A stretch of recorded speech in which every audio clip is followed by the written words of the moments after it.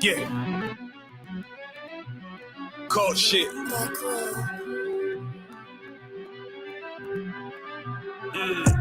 I ain't come with goons, but I'm well connected. Walk in the room and pop, pop, pop, like you got rejected. Let me see if you qualify or not. Spinning up in a tinted truck, riding around your block. Busy man. I get a word, he this shit from top to bottom like a motherfucking ceiling fan. Hopping out the rental van, on my way to LAX. Brothers out in Cali and they killers out of every set. But I ain't crippin' on no blood. One West, all my niggas got it out the mud. Put your face on a t-shirt, memory of niggas acting tough in them songs, that's with the drugs. I don't need no cases, all my pistols clean. So now I weigh my options, used to use the triple beam. Used to get the wop, mix it with the nicotine. Now I travel state to state and put on for my team. The fuck wrong with them? Ain't on my level, I should let my dog get them.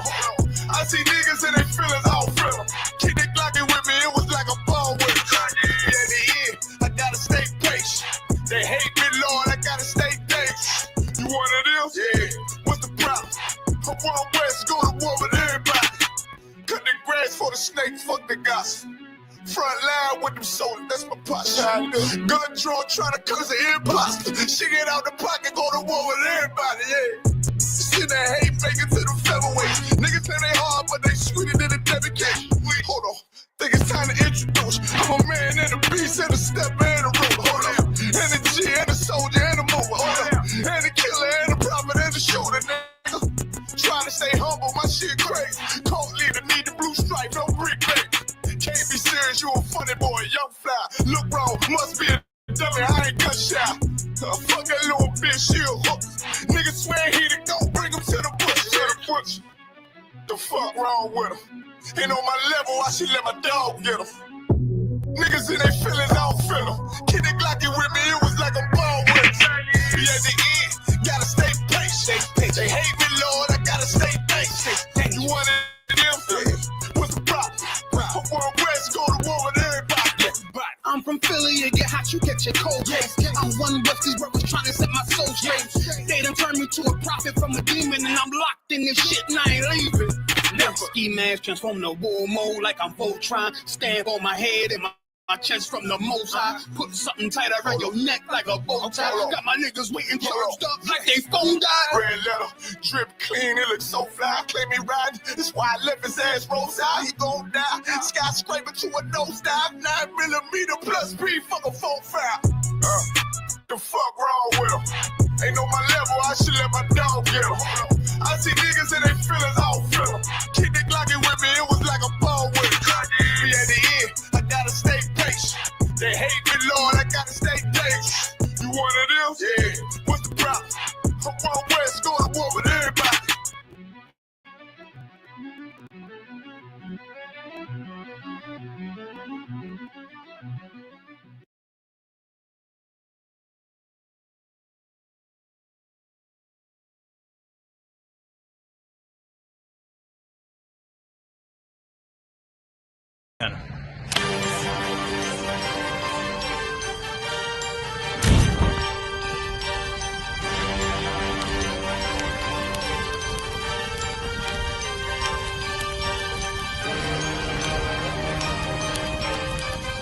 Christ, this Officer 5000, Jeremiah, the camp leader of Atlanta. Passover 2025, starting April the 9th, we got the lamb slaughter. April the 10th, we got General Muhammad's flag. April the 11th, we got the black party that's gonna have the Hebrew graduation. April the 12th, in Atlanta, Georgia, the 56th annual Passover, the only Passover under Commander Junior YAHANNA. Our great and holy King has honored us for turning our lives from the darkness to the light, man. There's no greater gift you can receive than to wake up to the truth and then commit your life to saving your brothers, man. Looking in their eyes and seeing their faces and seeing what they've suffered and what they've gone through and seeing the end of it, man. It is a guaranteed seat in the kingdom of heaven, man. So in the name of our King Yahushua, we dedicate us another Passover over of brothers and sisters' lives being saved. April the 13th, we got the Feast of Unleavened Bread.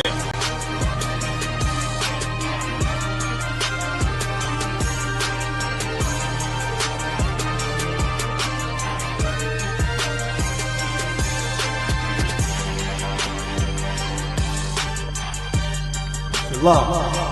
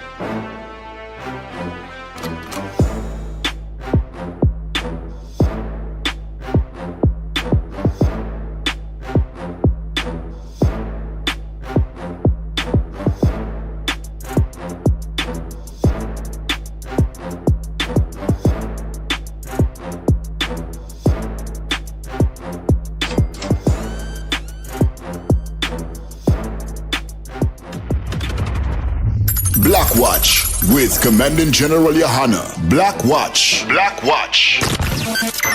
It's like Black CNN. Every Mondays from 9 to 11 p.m. Join Commanding General YAHANNA as he brings out real news, along with the Hit Squad, the heavy hitters. Every Monday from 9 to 11 p.m. This station is now the ultimate power in the universe. Black Watch. Shalom, Israel. And when I say Israel, I'm talking about the black, Hispanic, and Native Indians. Search Commanding General YAHANNA, Black Watch, every Monday, 9 to 11 p.m. Eastern Standard Time.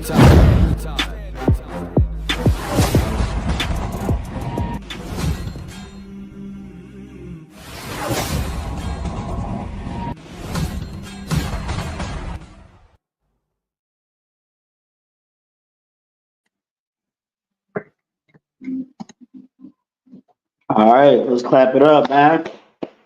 Get the Most High hand. Shalom, Israel. We are the Israelite School of Universal and Practical Knowledge, started out at 1 West, 125th Street, Harlem, New York, where we are led by the amazing Commanding General YAHANNA. You understand? I'm Priest and Officer of 500, Yabakan Ban Yahawada, and today is Wednesday. So it's the Wednesday law class. This is the ISUPK Port Arthur / Beaumont Wednesday law class, man.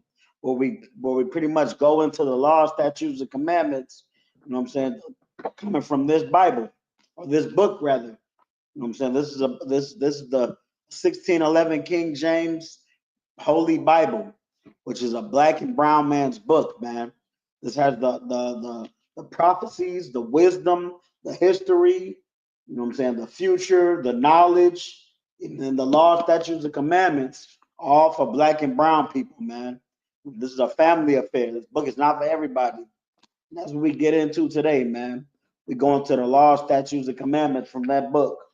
You know what I'm saying? And when I say it's a family affair, who do I mean? I mean the Israelites. You know what I'm saying? The Christian pastor, your Christian church doesn't talk about the Israelites at all. But the Israelites are mentioned in this book over 1,000 times, from the front end to the back end.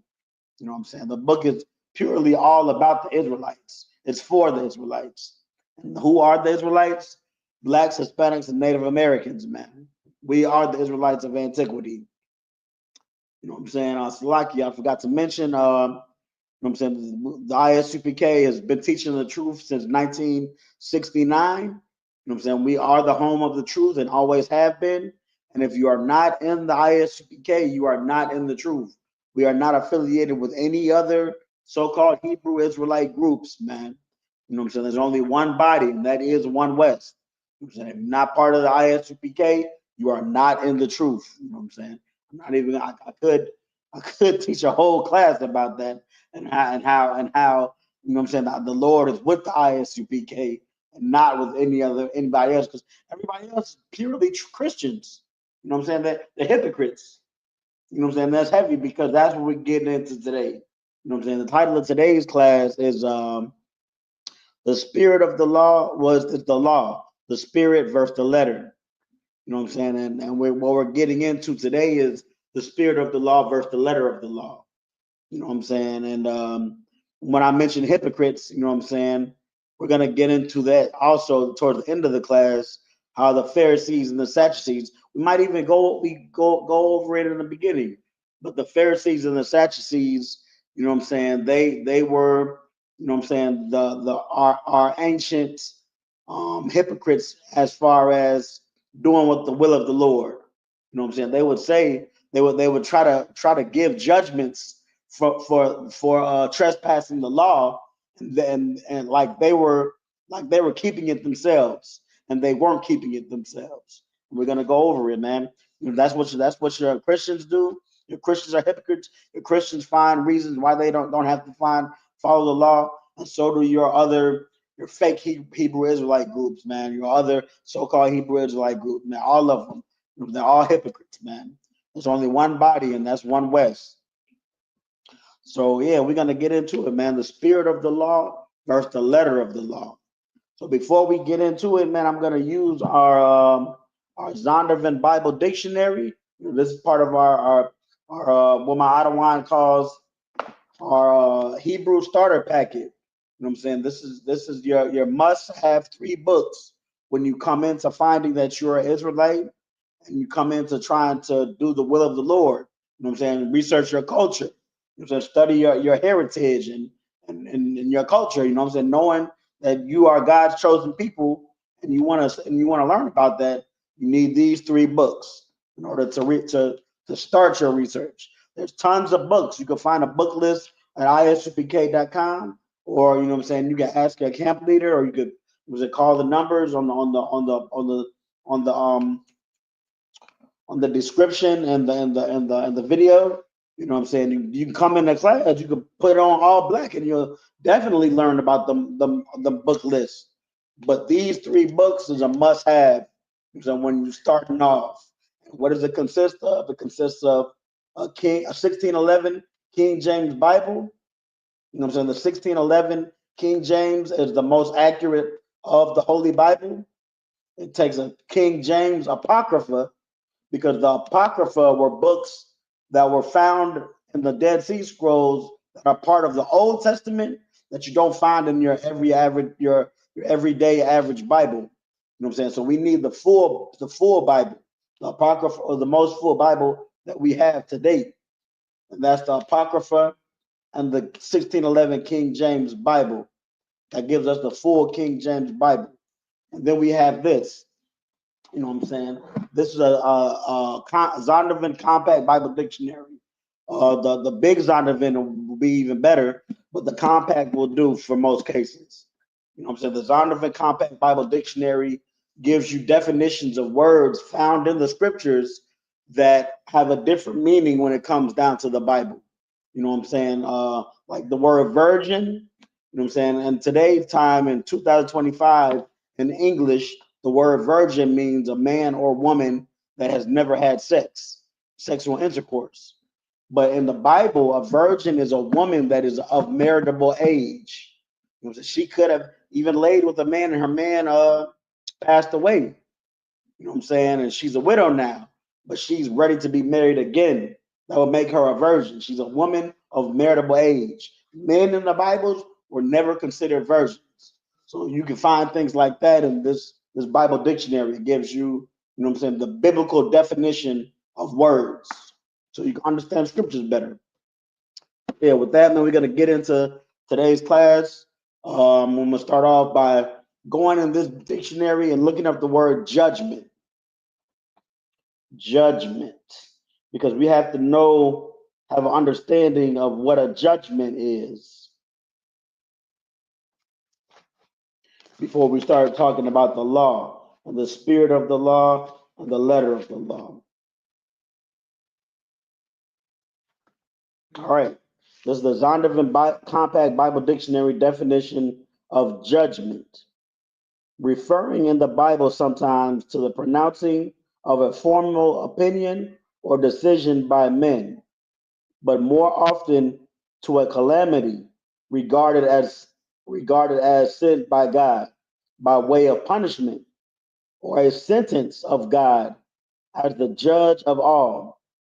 The history of Israel is the story of a succession of judgments upon enemies of God's people and upon his covenant nation when they flouted his will.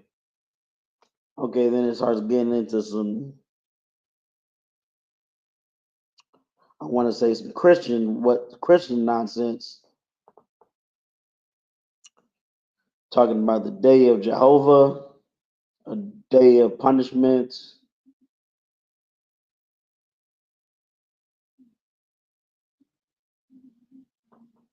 Okay, so when it said that it's a formal decision by men, and also a calamity regarded as sent by God by way of punishment. You know what I'm saying? That's I guess what we're gonna have to work with, because what I'm trying to reveal is that a judgment is the I want to say punishment, but sometimes it's definitely not. In most cases, it's a punishment. Yes. So I'm going to say punishment for transgression, not keeping the law of God. You know what I'm saying? You will be judged.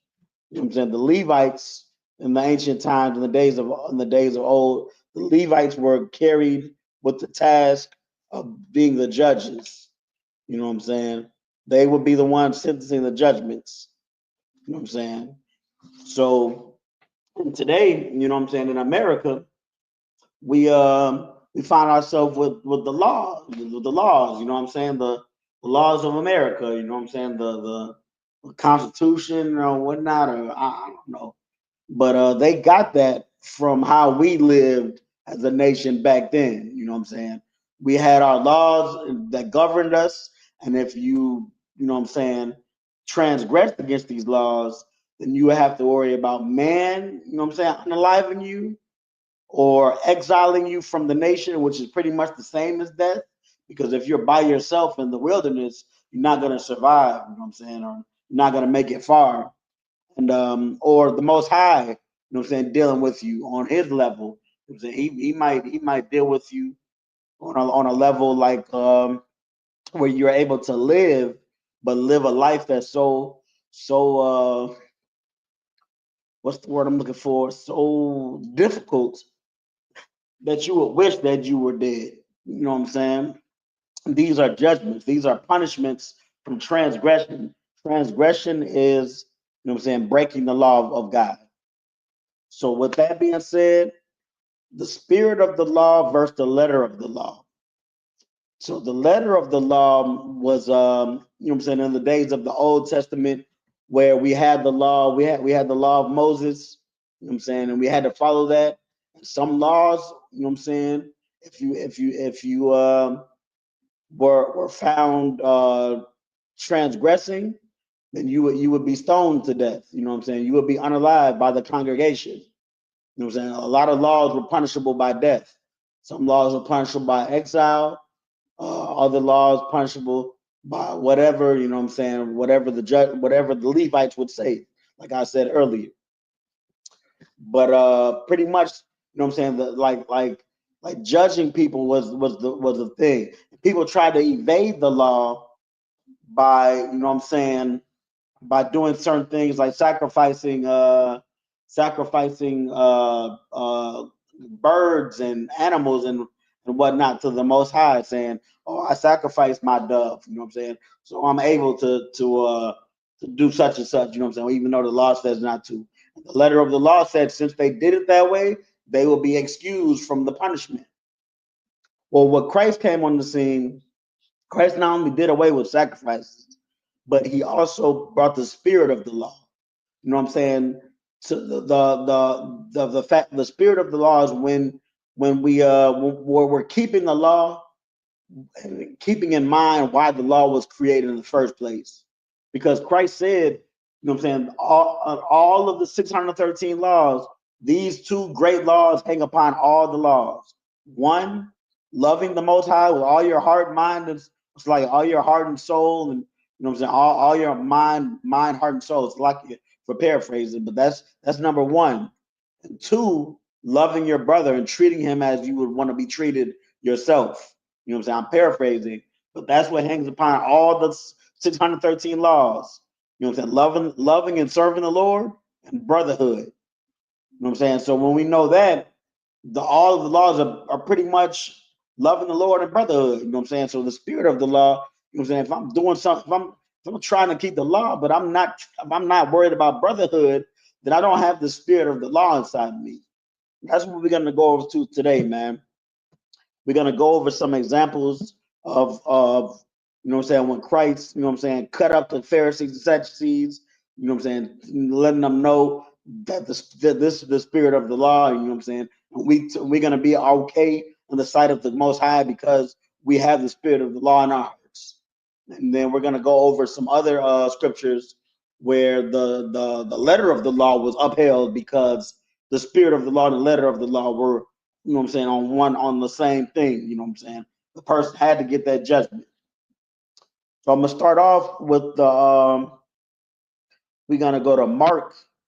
I'm gonna pull it up on the screen, you know what I'm saying. We got our screen joint with the technological advancements. It's lucky.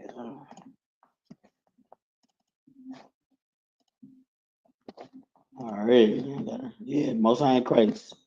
There we go. So yeah, so we going to Mark 2:27. This is when Christ was caught. Christ and his disciples were caught picking corn on the Sabbath.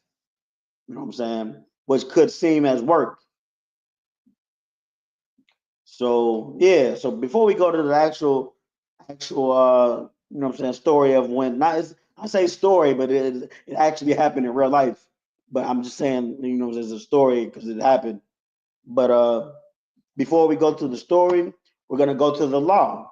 You know what I'm saying, what the law says about working on the Sabbath, and why the Pharisees and Sadducees, when they came to Christ doing that, you know what I'm saying, why they even had business coming to him with that nonsense in the first place. So first, we're gonna go to Leviticus 20:8. If you know anything about the Bible, you know the laws, most of the laws, statutes, and commandments are found in the Torah. Most of them in the Torah are found in the book of Leviticus. So that's where we're going to Leviticus 20:8.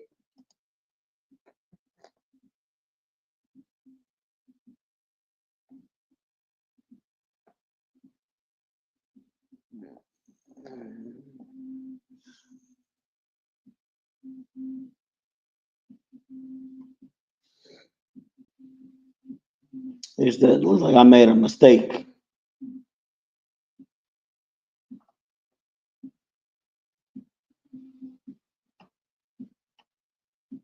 This is the the 10 Commandments. It's the Most High Christ. So we're in the right spot.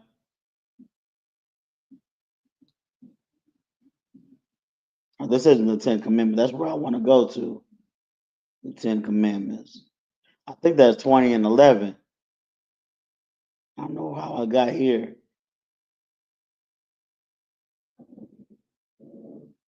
Or 11 and 20. Let me find that real quick. It's like Israel and messed up on the notes.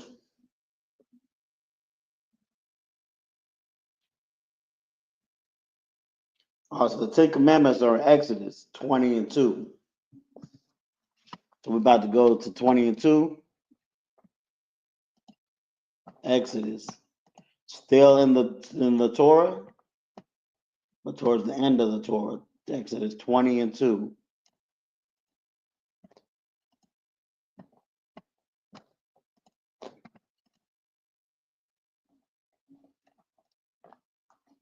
All right. So here's the 10 Commandments.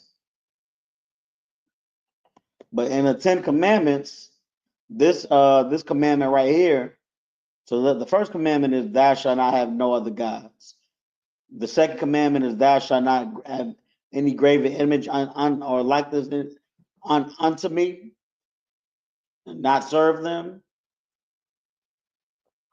The third is don't say the Lord's name in the vain. So the fourth is to remember the Sabbath and keep it holy. Right here, Exodus 20 and 8. Remember the Sabbath day to keep it holy. And these were the 10 commandments, the first 10 laws, statutes, and commandments ever to hit paper, or it was hit on tablet back then, but these were the first ones written down. So these could be said are the most important. And the Sabbath day, the day where the Most High rested after creating everything. You know what I'm saying? He said that day was important to rest. You know what I'm saying? So you're not supposed to do what? We're going to go to the next verse. Exodus 20 and 9. 6 days shalt thou labor and do all thy work. Verse 20 and 10. But the seventh day is the Sabbath of the Lord thy God. In it thou shalt not do any work, thou, nor thy son, nor thy daughter, thy manservant, nor thy maidservant, nor thy cattle, nor thy stranger that isn't within thy gates. Nobody in your household, nobody in your family, not even your animals are supposed to be working. Everybody is not your maidservant either. The person that you pay, you're not supposed to have any employees working on the Sabbath. Nobody's supposed to be working. No servile work. That's a commandment. So it's said to be in the law, statutes, and commandment. You know what I'm saying? So now what we're going to do is we're going to go to the New Testament. We're going to go to where Christ was found supposedly working on the Sabbath. Christ, the king of the Jews, which is the most righteous man to ever walk the face of the earth, supposedly breaking the law, statutes, and commandments. Let's see what goes down. So we're in Mark 2 and 27.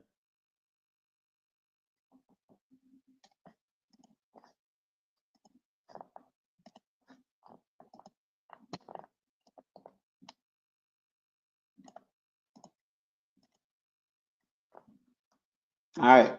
So I'm gonna leave it right here, like this, and then go into. Well, I'll do it. I'll just keep skipping them.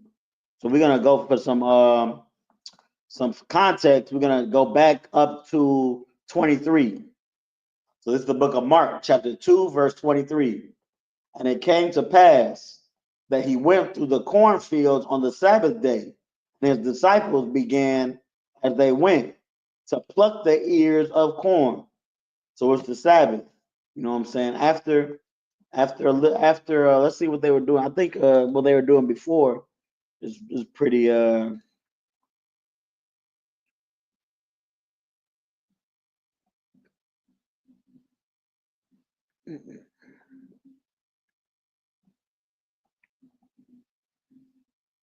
Well, you know what I'm saying? It says this not story, but this event rather was brought up in different books of the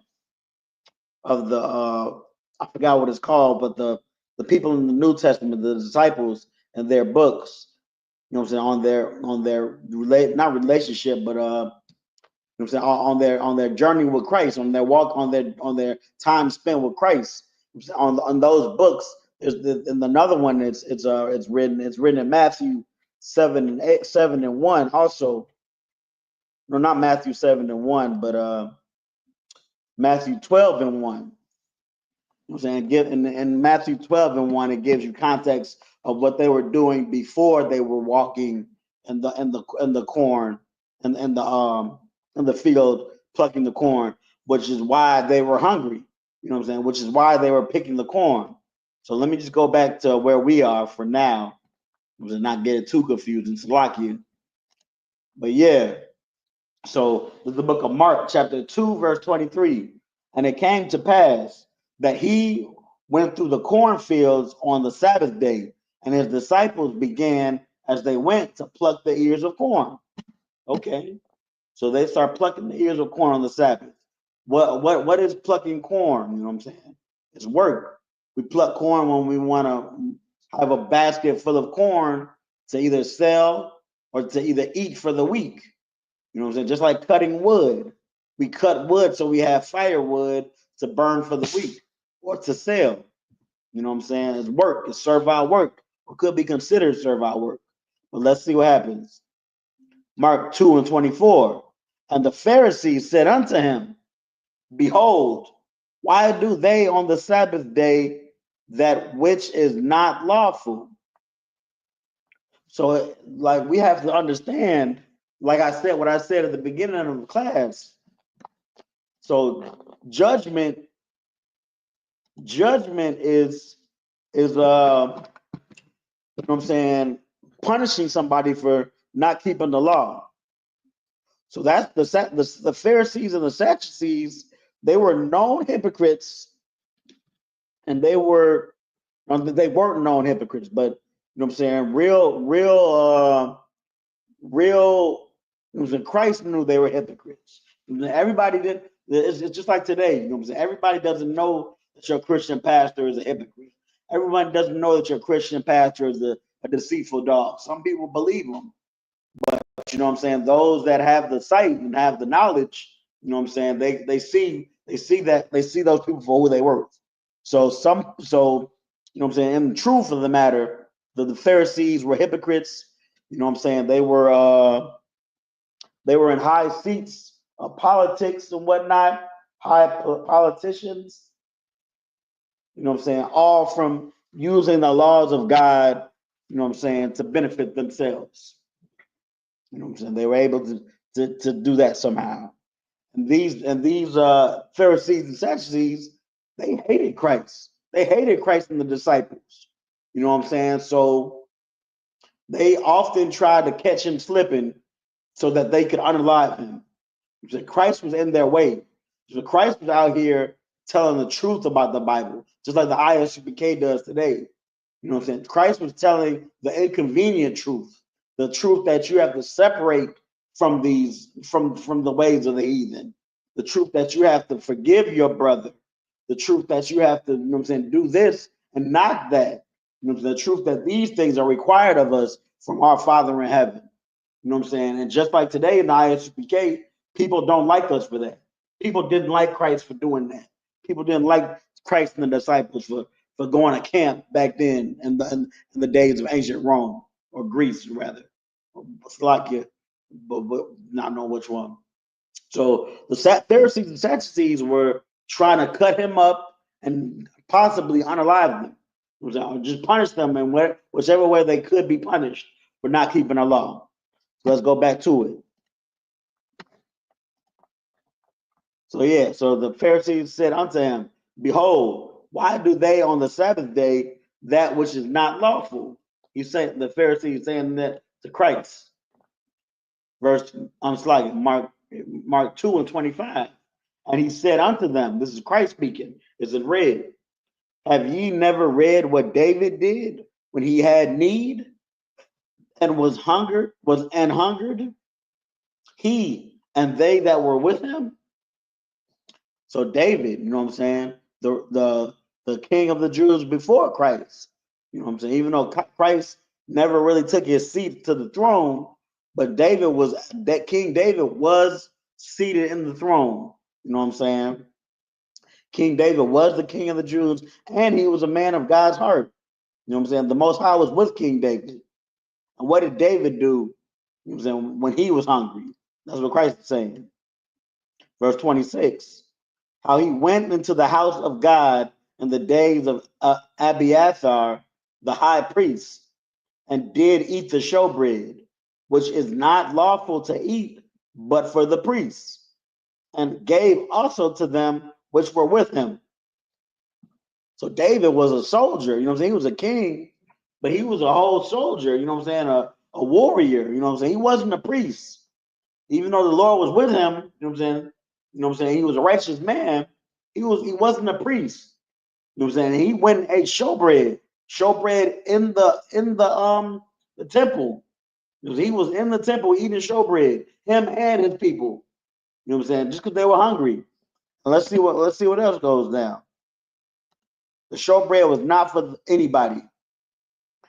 And he said unto them, Sluggy, that's I guess, you know what I'm saying, the one like I was saying earlier, Matthew 12:1, it gives more of a description of all of this. But I like this one in Mark because of this scripture right here. So this is the scripture. This is the book of Mark, chapter 2, verse 27. And he said unto them, the Sabbath was made for man, not man for the Sabbath. You know what I'm saying? That breakdown right there, that breakdown is giving the spirit of the law. The spirit of the law that we just read, you know what I'm saying, in Leviticus, not Leviticus, but it was Exodus, in Exodus 20 and something, 28, I believe. You know what I'm saying? This is the spirit of the law for that first the one of those 10 commandments. The Sabbath was made for man, not man for the Sabbath. If you're stuck on an elevator and you're trying to get to your family and it's the Sabbath, pressing that button is not going to make the Most High angry. I know that sounds stupid, but that's what your small heads do. That's the interpretation of the scriptures that the Esau has, because they think that they're God's chosen people. And what do the fake Israelites have? The fake Israelites don't turn on the microwave. They don't want to microwave any noodles or any Popeyes or anything on the Sabbath, because that's making that's work. That's servile work. You know what I'm saying? That they don't understand this right here. The Sabbath was made for man and not man for the Sabbath. That's the spirit of the law, man. Already. So now we're gonna go into another event about the spirit of the law versus the letter of the law. We're gonna go into when the adulteress and Christ were when Christ pretty much let the adulteress go. This is a well-known one as well. But let's go to it. Break it down. So we're gonna go first. We're gonna go to the letter of the law. It was adultery. So this adultery is found in Leviticus 20 and 10.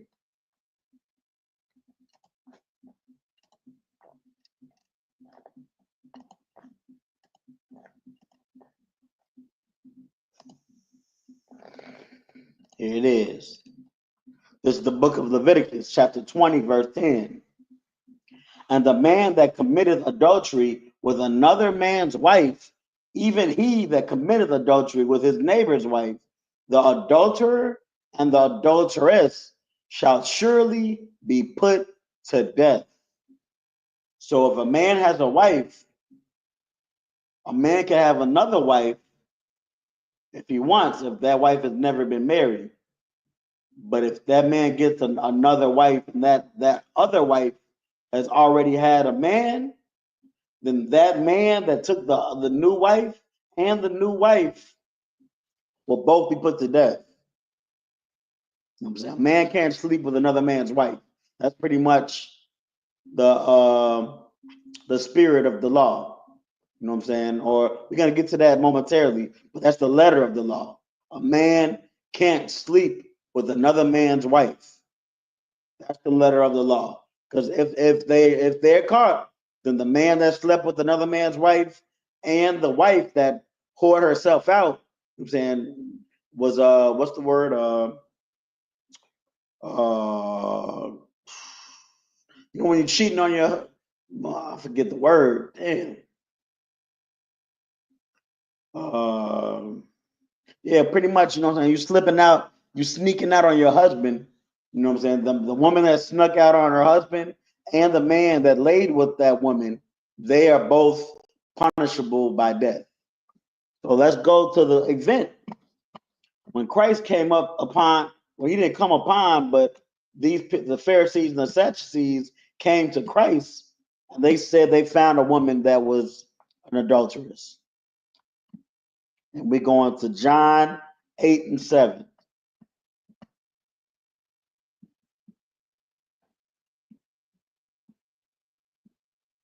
It's the New Testament.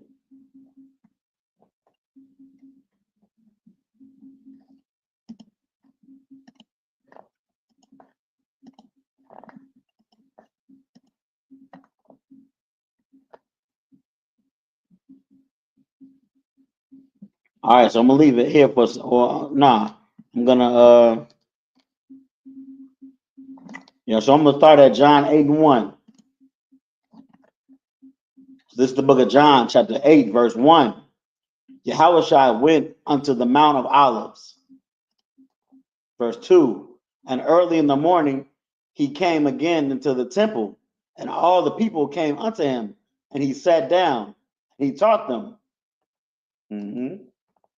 Verse 3. And the scribes and Pharisees brought unto him a woman taken in adultery, and when they had set her in the midst, okay.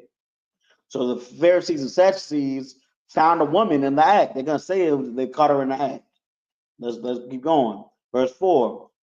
They say unto him, Master, this woman was taken in adultery, the very act. Verse 5. Now Moses in the law commanded us that such should be stoned. But what sayest thou? You know what I'm saying? They wanted to get Christ caught up. You know, like I said, the Christ was in the way of the Pharisees and the Sadducees. You know what I'm saying? You know what I'm saying? He was stopping their progress. The same way, you know what I'm saying, Commandant General YAHANNA and his men stopped the progress of T.D. Jakes, stopped the progress of what's the Joel Epstein, stopped the progress of and we got all these people trying to come cut us up, like Vocab Malone or whatever. You know what I'm saying? We got Vocab Malone trying to cut us up. We got these people in their little what's the things their little podcasts. You know what I'm saying? Joke, like talking about our doctrine and what we believe in, joking at it. You know what I'm saying?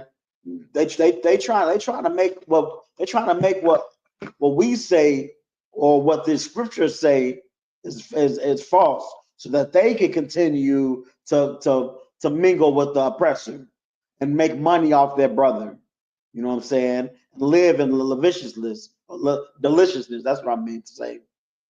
So they can continue to have with the things of this world that they see beneficial to them. You know what I'm saying? They don't care about their brother. They don't care about the Most High. They care about themselves.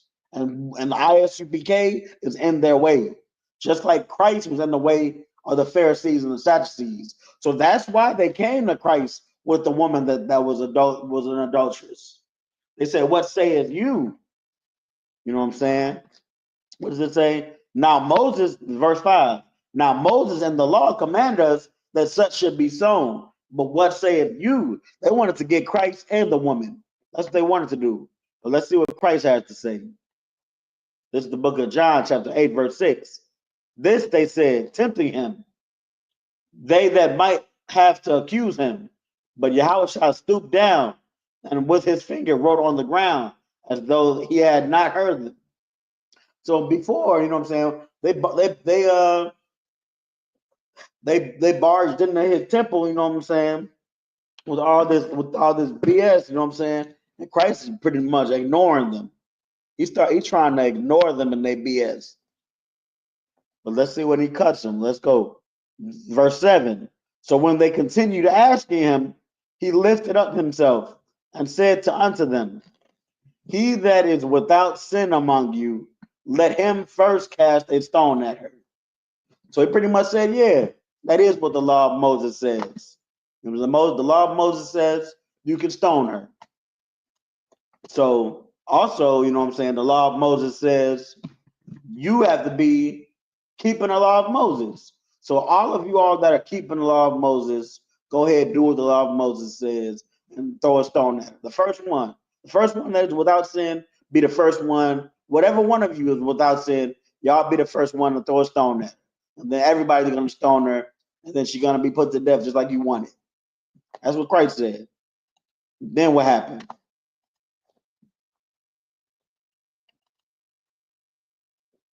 And again, he stooped down and wrote on the ground. Now he knew that they weren't keeping all the law, statutes, and commandments. So he just pretty much said, "Man, you want to be a smart aleck? What's up now?" You know what I'm saying? Went back to writing on the ground and ignoring them.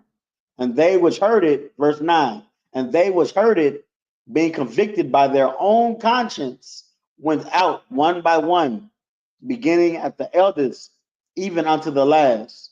And Yahushua was left alone, and the woman standing in the midst. Now, once again, this event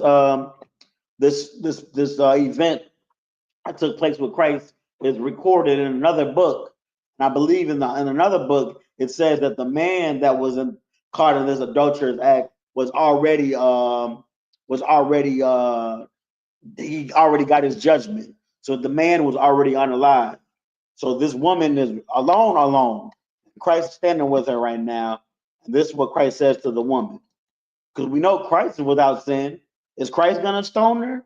Is Christ going to start stoning this woman because she was an adulterer? He could do so, you know what I'm saying? But this is when the spirit of the law comes into play. This is the book of John, chapter 8, verse 10. When Yahushua had lifted up himself and saw none but the woman, he said unto her, Woman, where are those that thine accusers? Has no man condemned thee? Verse 11, she said, No man, Lord. And Yahushua said unto her, Neither do I condemn thee. Go and sin no more. It gave her a second chance.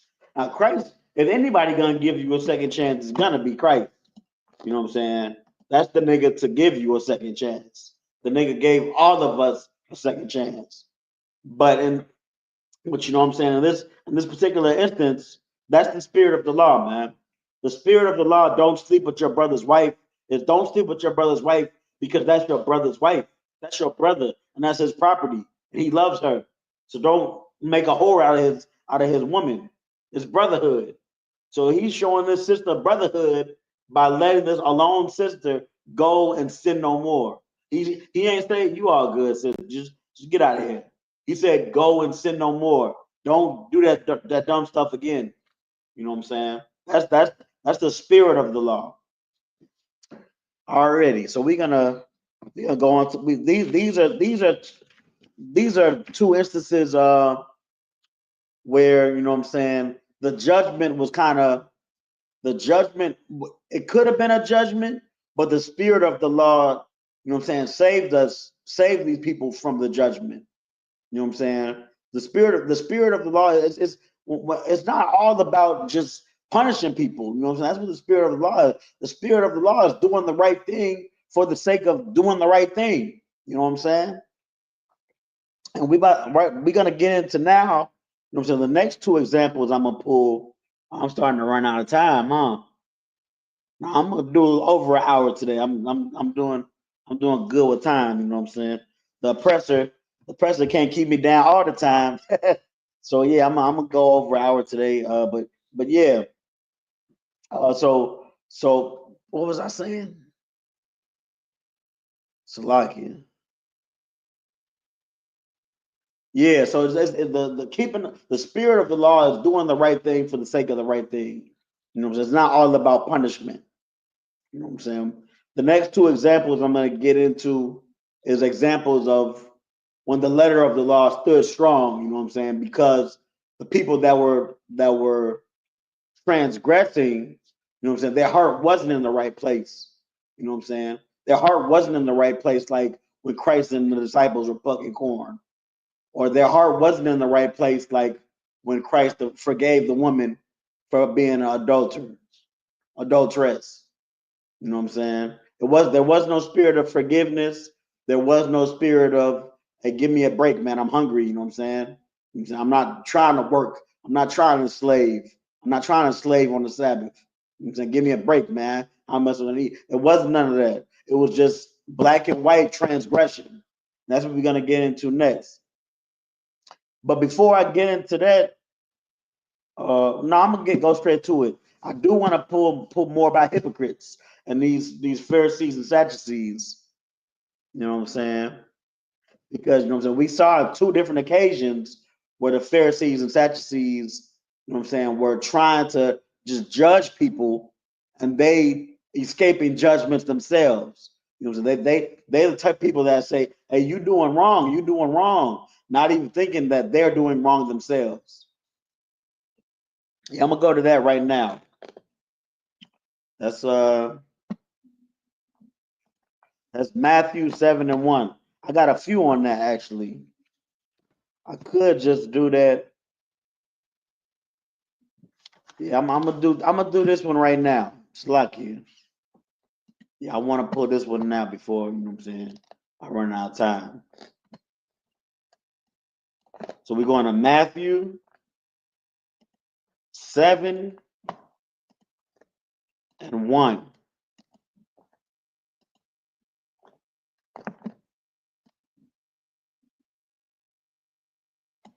All right, we're gonna read all the way down to 5. Because this is pretty much the spirit of the law right here. You know what I'm saying? This is Christ speaking. These letters are read. This is the book of Matthew, chapter 7, verse 1. Judge not that ye be not judged. You know what I'm saying? That's Christ saying, don't accuse people and act like you don't have, you're not doing nothing yourself. Don't do that. Verse 2. For with what judgment ye judge, ye shall be judged. And with what measure ye, that says, so say measure, it shall be measured to you again. That's pretty much saying, don't be a hypocrite. The Most High sees you in your hypocrite ways, and you're gonna get touched. It's gonna come to the light. Verse 3. And why beholdest thou that's supposed to say more. Why beholdest thou the more that is in thy, no, that's not supposed to say more. I guess that is supposed to say mote. I'm gonna look up motes in the Google dictionary. Sometimes this KJV says things in old English, but I think this is talking about plank in the eye. Yeah, motes. It says mote. So this the Google dictionary definition of mote: a tiny piece of a substance. So pretty much this is that scripture talking about plank in the eye. Get that mote out of your eye. So let me start from the top. Verse 3. And why beholdest thou the mote that is in thy brother's eye, but considerest not the beam that is in with thine own eye? So the mote said tiny piece of substance. But then what's in your own eye is a beam, something real big. You know what I'm saying? That plank in your eye, that big plank. How come you're talking about, you know what I'm saying, that brother's small transgression? You know what I'm saying? When you out here doing all the manners of wickedness. Them Pharisees and Sadducees were probably having orgies with other people's wives, but they want to unalive one sister that got caught in the act with one time. You know, that's being a hypocrite, man. Let's keep going. Verse 4. Or how wilt thou say to thy brother, let me pull out the mote out of thine eye, and behold, a beam is in thine own eye? How are you going to help somebody else out, you know what I'm saying, without help? How are you going to help somebody else from, you know what I'm saying, their iniquities when you're not even worried about your own iniquities? Verse 5. Thou hypocrite, first cast out the beam out of thine own eye, and then shalt thou see clearly to cast out the mote out of thy brother's eye. That's a heavy scripture right there, man.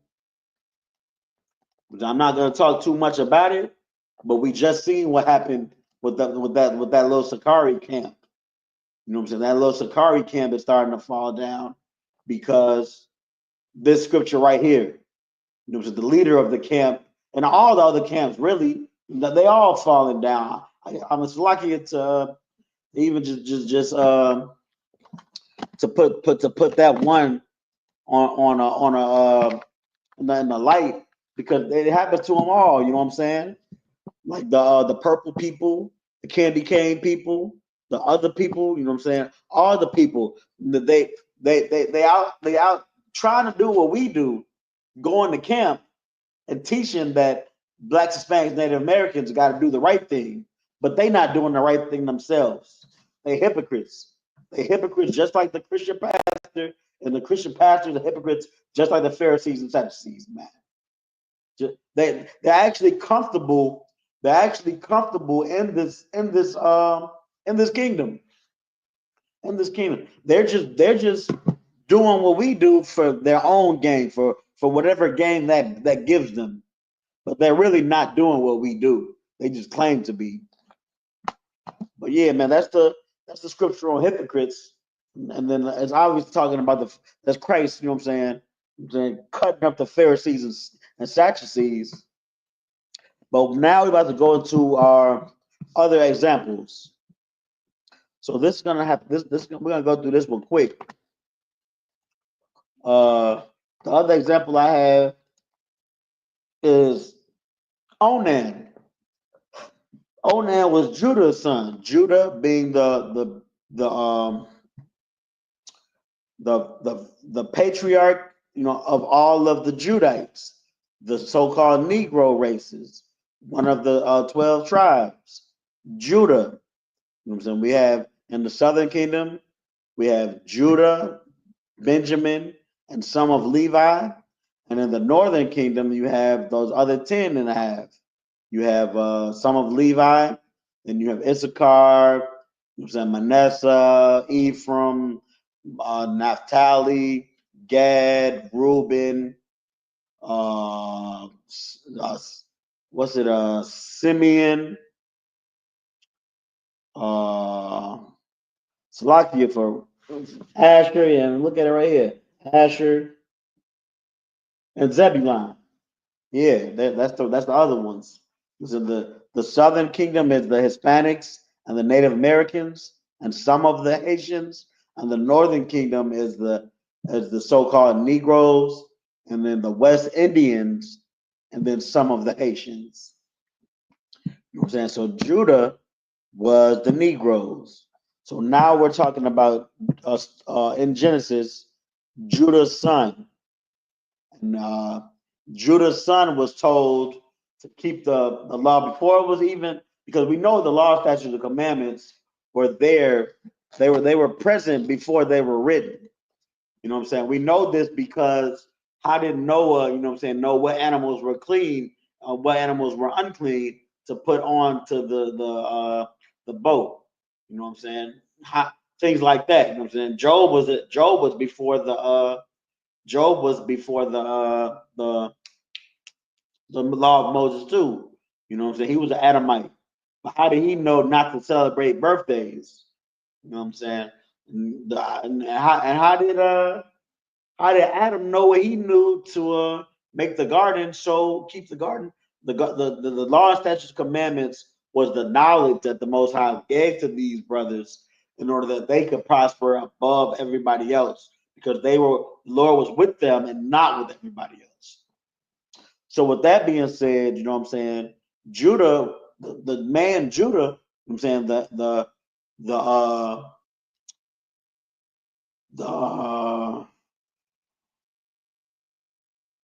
patriarch of all of Judites, he had the law. He knew the law, statutes and commandments. So he tasked his son with keeping the law because he had multiple sons. And one of his sons, you know what I'm saying, had a wife, but he didn't have children. And he, you know what I'm saying, that particular son died before he could have children. So then Onan was tasked with, you know what I'm saying, laying with his brother's wife in the name of that brother. You know what I'm saying? This might be sounding like a little bit much, but we're about to pull the law right now. We're about to go to the law right now. So the law is in Deuteronomy 25:5.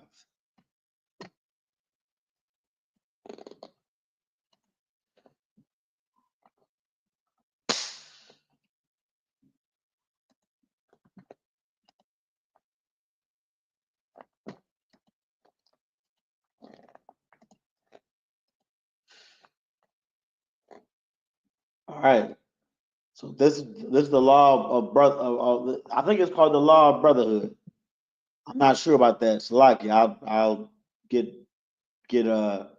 clarity on that for next class, what this law is called. But this is the law where you regenerate your brother if he passed. So this is the book of Deuteronomy, chapter 25, verse 5. If brethren dwell together, and one of them die and have no child, the wife of the dead shall not marry without unto a stranger. Her husband's brother shall go in unto her, and take her to him to wife, and perform the duty of an husband's brother unto her. So this, let me go to the next verse. Hell yeah, there's more. So it's like verse 6. And it shall be that the firstborn which she beareth shall succeed in the name of his brother which is dead, that his name be not put out of Israel. I think that's it. There's more actually. Yeah. So I'm gonna just start breaking it down before I read more. So when your brother passes and he has not had children, you know what I'm saying, it's your duty of that brother to take your brother's widowed wife and make her your wife, and then do the duty of a husband, which means lay with her. And then the firstborn man will be named after the dead brother. You know what I'm saying? Not only to tribute to, you know what I'm saying, your brother, and you know what I'm saying, pay respects to him, but to bring him back in spirit with the name, and you know what I'm saying, regenerative purposes, because you know what I'm saying, we regenerate through our seed, and that brother never had a seed, so he's gonna come back through your seed down the line. Also, you know what I'm saying, sisters today don't really see this, but in the days of the Old Testament, sisters knew the value of a husband. You know what I'm saying? A husband was protection. You know what I'm saying? So who better to protect your brother's wife than you? You know what I'm saying? It's showing your brother respect and love that is passed on many different levels. You know what I'm saying? Taking care of his wife in his absence, and respecting you and your name, and trying to bring you back onto the earth. You know what I'm saying? Let's go back to the scriptures. Deuteronomy 25:7. And if the man like not to take his brother's wife, then let his brother's wife go up to the gate unto the elders, and say, my husband's brother refuseth to raise up unto his brother's name in Israel, he will not perform the duty of his husband's brother. Pretty much this is saying, if the brother refused,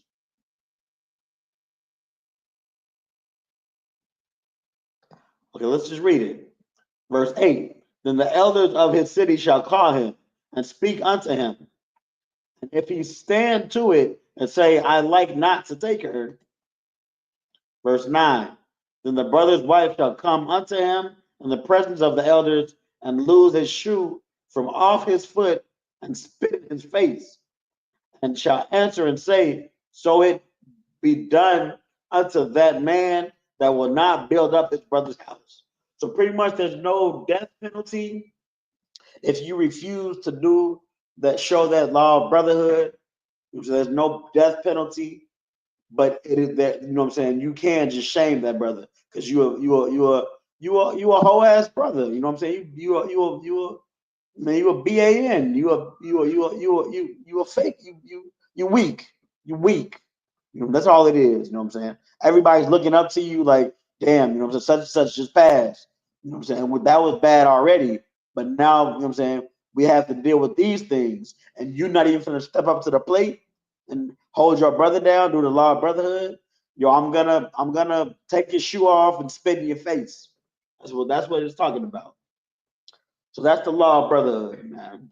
Now we're about to go to that brother Onan, like I was talking about. What did Onan do?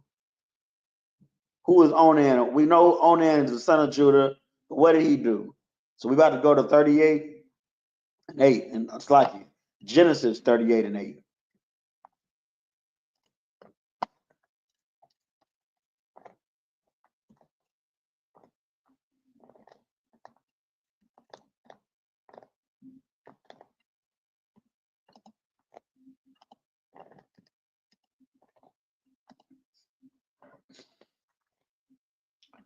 All right, I'm gonna start at Genesis 38 and 1. All right, this is the book of Genesis 38 and 1. And it came to pass that at that time that Judah went down from his brethren and turned in a certain Adulamite whose name was Hira. That's Judah, wife and the sister Hira. I don't think she was a sister. It says she was Adulamite might not be a heathen. I think Adulamite is somebody, a tribe that followed the law of Abraham or the ways of Abraham. But I find that by next class also. Adulamite might not be a heathen. It might be a heathen. We're not sure. I think it was just somebody in that region. But Judah, that was Judah's wife. You know what I'm saying? Adulamite by the name of Hira. Verse 2. And Judah saw there a daughter of a certain Canaanite whose name was Shua, and he took her and went in unto her. Now Canaanite is a heathen. So Judah took a Canaanite and went into her. So he has two wives. Now this is the wife of the Canaanite, and she conceived and bare a son, and he called his name So just because, you know what I'm saying, the woman was a Canaanite, that doesn't mean that this son was not an Israelite. Was definitely an Israelite because of his father. His father was an Israelite. Verse 4, and she conceived again and bare a son, and she called his name Onan. So Onan was the second son of Judah with the Canaanite. Verse 5, and she yet again conceived and bare a son, and called his name Shelah, and he was at Shazib when she bare him. So she had three sons, Shelah, Onan, and Verse 6, and Judah took a wife for his firstborn, whose name was Tamar. So Judah got a wife for the firstborn whose name was Tamar. And Judah's firstborn, was wicked in the sight of the Lord, and the Lord slew him. So it doesn't say what was doing that was wicked, but he did something that was wicked, and the Lord slew him for that. That's a judgment from the Lord. The Lord does what he wants to do, and the Lord saw he needed to do that because he was doing something wicked, so was taken out of the game. But he had the wife Tamar, though, right? So let's keep going. Verse 8, and Judah said unto Onan, go in unto thy brother's wife, and marry her, and raise up seed to thy brother. Pretty much that law that we were talking about, the law of brotherhood. So Onan was duty with, he was tasked with the duty of, you know what I'm saying, respecting his brother, you know what I'm saying, taking his brother's wife, protecting his brother's wife, laying with her, making that firstborn, giving the name of his brother to that firstborn. You know what I'm saying, and down the line, you know what I'm saying, getting that brother reincarnated. That was Onan's task, right? So let's see what Onan does. Verse 9, and Onan knew that the seed should not be his. And it came to pass, when he went in unto his brother's wife, that he spilled it on the ground, lest that he should give seed to his brother. So Onan slept with his brother's wife, but spilled the seed on the ground. You know what I'm saying? That was pretty much the utmost of disrespect to that dead brother. You know what I'm saying? The brother was wicked, but it's not, he already got his judgment. It's not your decision to not, you know what I'm saying, bring the brother back. You know what I'm saying? Bring the brother back to regeneration. You know, so what Onan did was kind of some whole brother stuff, or some BAN stuff. Let's see what happens to Onan. Verse 10, and the thing which he did displeased the Lord, wherefore he slew him also. Direct judgment from the Lord once again, man.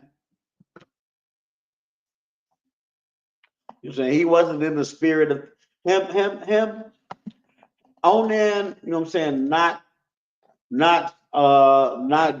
giving that seed to his wife, you know what I'm saying, to make that baby. He wasn't in the spirit. His heart wasn't in the right place. You know what I'm saying, he was neglecting the spirit of the law and the letter of the law. So the Lord dealt with him. The Lord didn't have. He could have kept his life. You know what I'm saying? He still could have been alive. Because remember, the law says all you gotta do is shame that brother.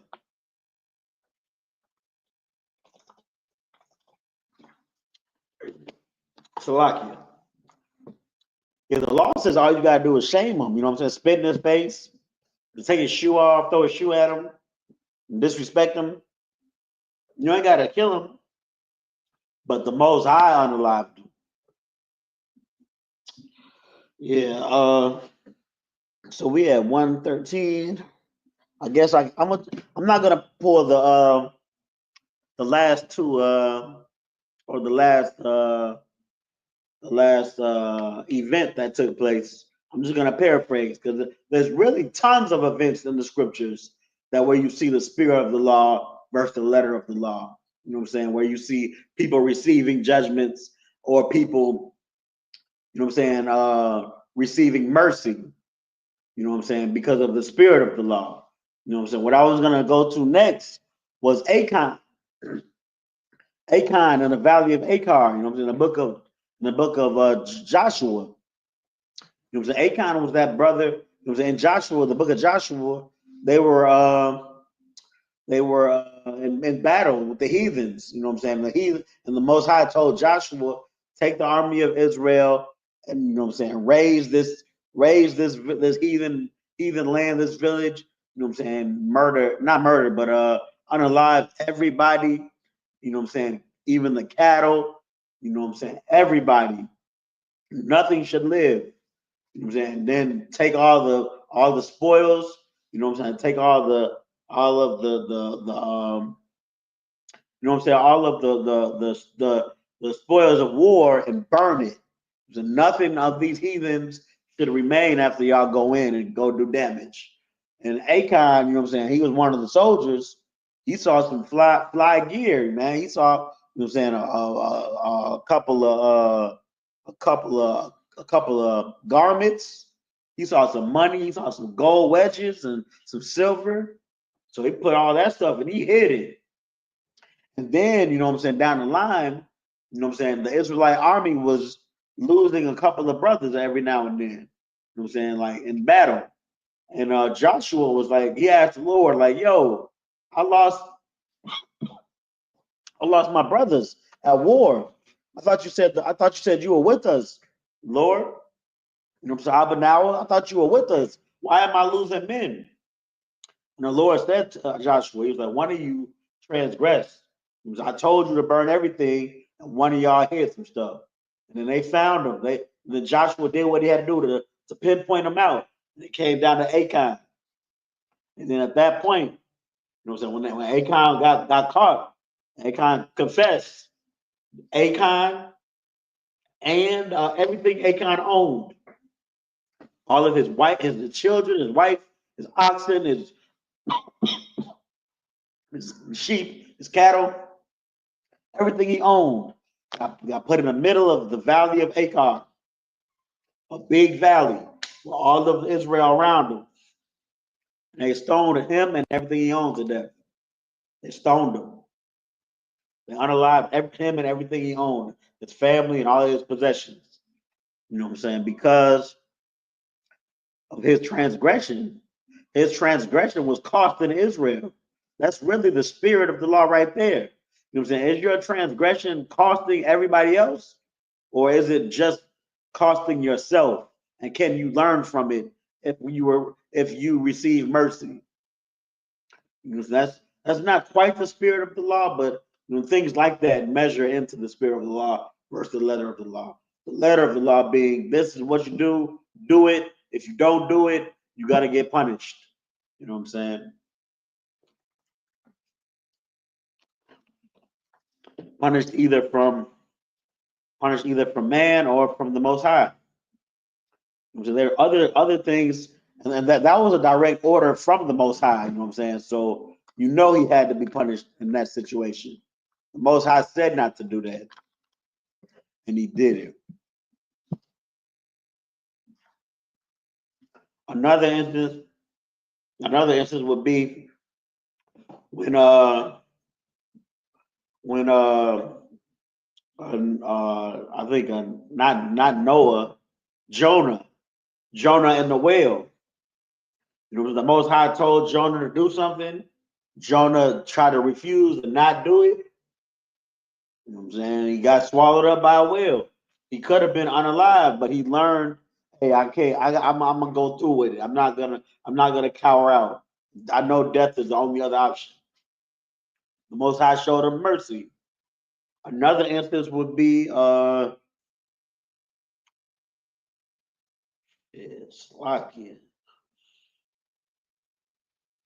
can't think of it right now. I had a few others, but Lord willing, you know what I'm saying, you all see where I'm going with this.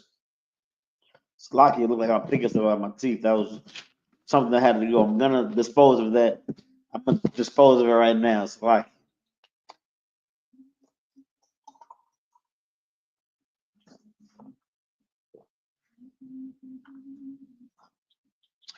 So I'm gonna pull one last scripture.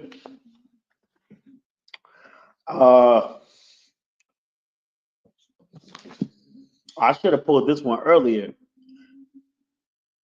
but this one is going to talk about the spirit of the law as well. You know what I'm saying? Why the law is given rather than the law itself. And we're going back to the concept of adultery.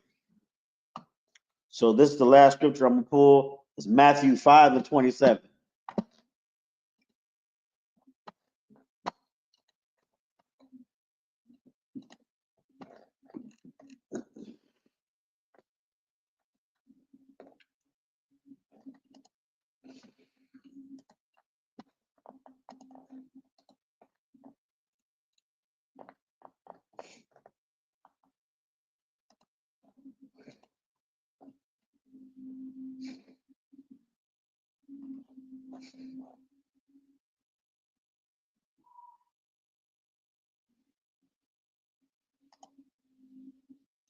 All right, so we read what the law of adultery is.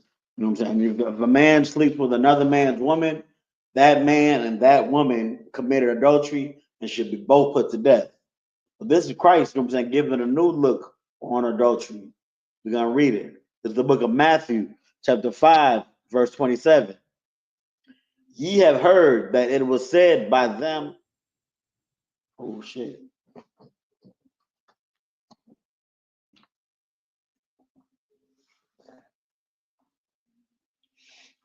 Salakia. Yeah, the computer was about to cut off. But yeah, so this is the book of Matthew, chapter 5, verse 27. Ye have heard that it was said by them of old time, thou that not, Salakia, thou shalt not commit adultery. So this is Christ saying, in the old time they said, you're not supposed to sleep with your brother's wife. Keep going. Verse 28. But I say unto you, that whosoever looketh on a woman to lust after her hath committed adultery with her already in his heart. Let's go to the next verse. Okay, this is something else. This is heavy stuff too. But yeah, we just have these two. So if you look at it, this is Christ saying, yeah, don't sleep with your brother's wife. But if you just in the sense of looking at that woman, thinking about lusting, looking at that woman with lust, and thinking about what you would do to that woman if given the opportunity, then you already committed adultery with your own heart. You know what I'm saying? In the eyes of the Lord, he's saying you already have been you already started transgressing. He's right. Because that's not brotherhood, looking at somebody's wife and thinking about what you would do to that wife, what you would do to that woman. You're supposed to be thinking about, if anything, you think, how can I help my brother and his wife? Or, you know what I'm saying? Or let's eat together and drink together and be married. Or that's just really, that's about it. You know, how can I help them? Or, you know what I'm saying? How can I be comfortable and dwell with them? You know what I'm saying? And be married with them. But that's really about it. You know what I'm saying? You really shouldn't be thinking about doing anything, you know what I'm saying, sensual to this brother's family. I mean, your brother's wife, bro.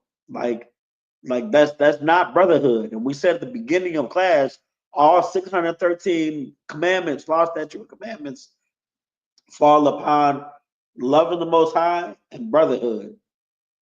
So if you looking at your brother's rib and you lusting after her, that's not brotherhood. And even though it's only you know about it, you know what I'm saying? It's one of them things.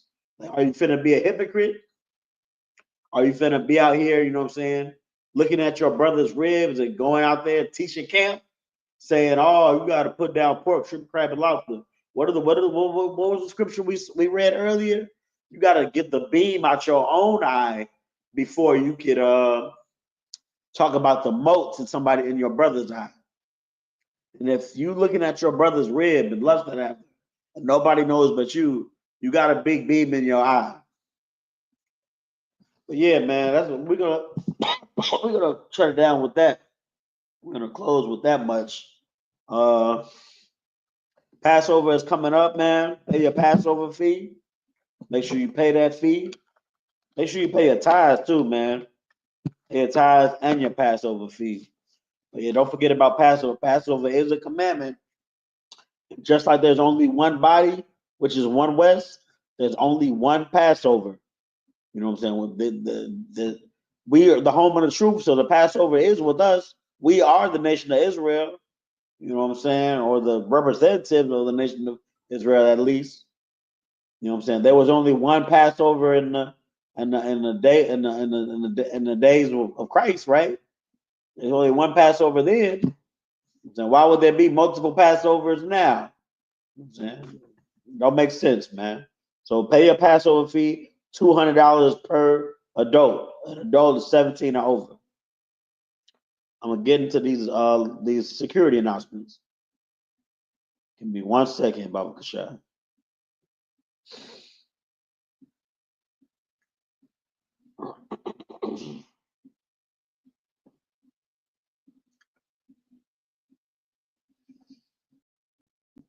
All right. ISUPK security announcements. We are the ISUPK, started out of 1 West, 125th Street, Harlem, New York. Rule for new brother and sister. When a new brother or sister comes into the school, they are off limits for 6 months. They are to be saluted only. They are here to shed themselves of the world. If they need transportation, the teacher will arrange it. After 6 months, if a brother or sister has an interest in a particular person, he or she must get permission from the head to speak to a brother or sister. There is another 6 months in which the brother and sister will court each other. After this 6-month period, the brother and sister will get permission from the head to marry.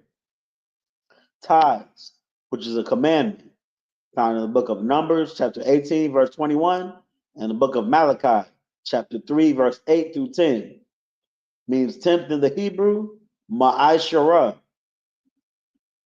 10% of every penny of any increase the Lord gives you, give to Treasury Department or a teacher.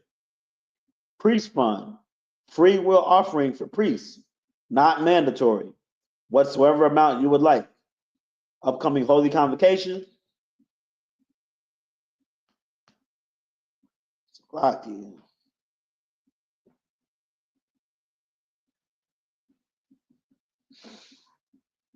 Purim, 14th day and the 15th day of the 12th month.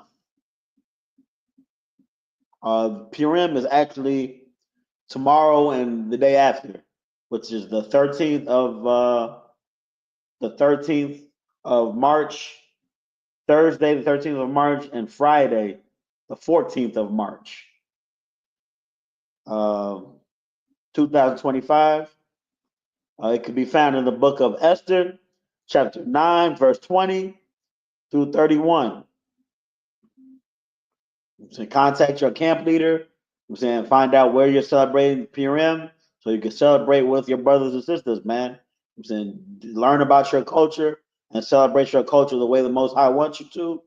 You could definitely call the number on the description if you want to come and celebrate Purim with your family. You know what I'm saying? Coming into the realization of who you are and what you're supposed to celebrate and what you're not supposed to celebrate. Give the Adawanium a call.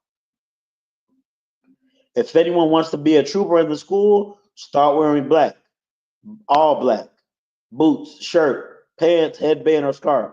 And that concludes security announcements. And with that, I'm going to say Imadium, which means to stand. We're going to give a courtesy salute to the brothers and then to the sisters. Men of Israel, Imadium Shabbat, Imadium, Barak, Yahweh Ba'ashem, Yahweh Shah Barakatah, Yadim Matah, Sar, turn to the sisters. Men of Israel, we're going to courtesy salute to the sisters. Men of Israel, Imadium Shabbat, Imadium, Barak, Yahweh Shemar Latan Ba'ashem, Yahweh Shah, Yadim Matah. Class dismissed.